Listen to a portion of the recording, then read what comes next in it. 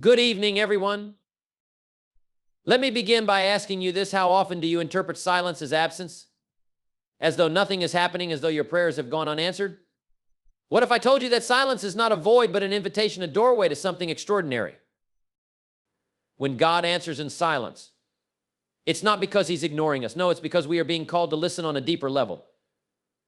You see, silence is a language of its own. It's the fertile ground where transformation begins.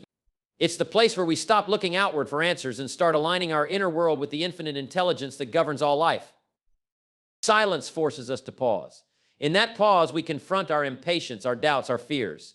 And yet, it's in this discomfort that something remarkable begins to happen. We start to recalibrate. Our minds, conditioned by a noisy world of instant gratification, begin to quiet. Our hearts, so used to seeking evidence, begin to trust. Here's the thing, when we stop resisting silence, we discover that it's not empty at all. It's alive with potential. In those quiet moments, we're being called to align not with what we think we need, but with who we are becoming. So instead of asking, why isn't God answering, perhaps the better question is, what is this silence teaching me? Maybe it's teaching you patience or faith or the art of surrender. Maybe it's guiding you to break free from old patterns of thinking, to stop living in the past and to step boldly into the unknown. When we embrace silence, we begin to hear a different frequency. It's not the noise of our minds, but the whisper of the divine. It's a gentle nudge to let go of control and trust the process. And in doing so, we become something greater. We become the creators of our reality. So, the next time you feel the weight of silence, remember, it's not a sign of neglect, it's a sign of preparation. It's the space where God's answer is forming. And when the answer comes, it won't just meet your expectations, it will transcend them. When we set an intention, we often create a picture in our minds of how it should unfold. We craft expectations based on what we know, what we've experienced, and what we believe is possible. But the journey between where we are and where we want to be isn't always a straight line. In fact, it's in this space, the gap between expectation and reality, that the real work begins. This gap is where growth happens. It's where the universe challenges us to let go of control and trust in the unfolding of a greater plan. It's uncomfortable because it disrupts the familiar patterns of our thinking and forces us to confront the unknown. Our minds crave certainty, but in this space, certainty doesn't exist. Instead, we're invited to move beyond our limitations and align with something much greater than ourselves. Often, when things don't happen as we expected, we feel frustration or doubt. But these emotions are signals not of failure, but of opportunity. They invite us to examine our inner world, to ask whether we're truly aligned with what we desire or if we're clinging to how we think it should happen. The key isn't to resist this gap, but to embrace it, to understand that it's a necessary part of creation. When we surrender our expectations and focus on maintaining the energy of what we desire, we open ourselves to possibilities we couldn't have imagined. The gap isn't empty, it's alive with potential. It's where we learn patience, trust, and the art of being present. And when we stay open, we often find that reality has a way of surprising us, not by meeting our expectations, but by exceeding them in ways we never could have planned. In this space, we stop living by old habits of the past and begin to create from the future we envision. The gap isn't a problem to solve, it's a bridge to cross. And as we cross it, we become the very person capable of living the reality we once only dreamed of.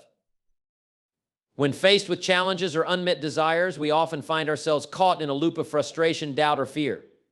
These emotions are natural, but they signal something deeper, a misalignment between the mind and the heart. The mind, conditioned by past experiences and analytical patterns, tries to control outcomes, while the heart seeks connection and trust in the greater intelligence of life. Recalibrating the mind and heart begins with awareness. It's about recognizing when the mind is locked in old stories, replaying familiar doubts or anxieties, and stepping back to observe without judgment. This shift allows us to interrupt the cycle of automatic thinking and open the door to new possibilities. The heart, on the other hand, operates on a frequency of trust, love, and gratitude. When we bring the heart into coherence, when its rhythm is steady and harmonious, it sends a signal to the brain that everything is okay. This is where the recalibration occurs. The mind relaxes its grip, and the body moves out of survival mode into a state of balance. In this state, we begin to operate from a place of wholeness rather than lack. The energy of what we desire starts to align with our inner state, and we become a magnet for new opportunities and outcomes. Recalibration doesn't mean forcing positive thoughts or suppressing negative emotions. It means shifting the internal dialogue from fear to possibility, from doubt to trust. The process requires patience and practice. It's not about perfection, but progress, learning to consistently return to a state where the mind and heart work together, creating a unified energy field. And in this unified state, we don't just think about change, we embody it. This is the power of alignment, where the invisible forces of the universe meet us halfway, not because of what we want, but because of who we've become. Most people live their lives repeating the same thoughts, emotions, and behaviors day after day, unknowingly recreating their past and their future. This cycle of repetition is comfortable because it's familiar, but it also limits growth and change. Breaking free from this loop requires more than just a desire to change. It requires becoming conscious of the unconscious patterns that keep us stuck. The first step is awareness. We must observe our daily habits, not just in what we do, but in how we think and feel. Every time we think the same thought or feel the same emotion, we reinforce neural pathways in the brain and biochemical patterns in the body. Over time, this creates a predictable future because we're continuously wiring ourselves to stay the same. To disrupt this cycle, we must step into the unknown.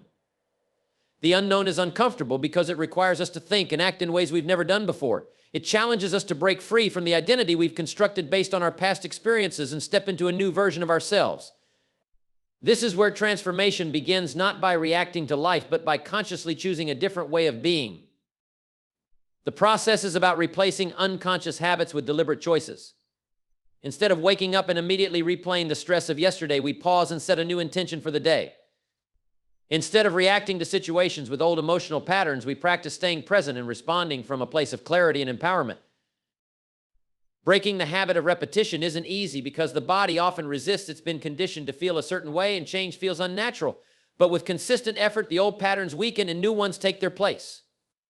And as we practice this over time, we stop living as a product of our past and start creating a future that's entirely new, one that aligns with our deepest desires and highest potential.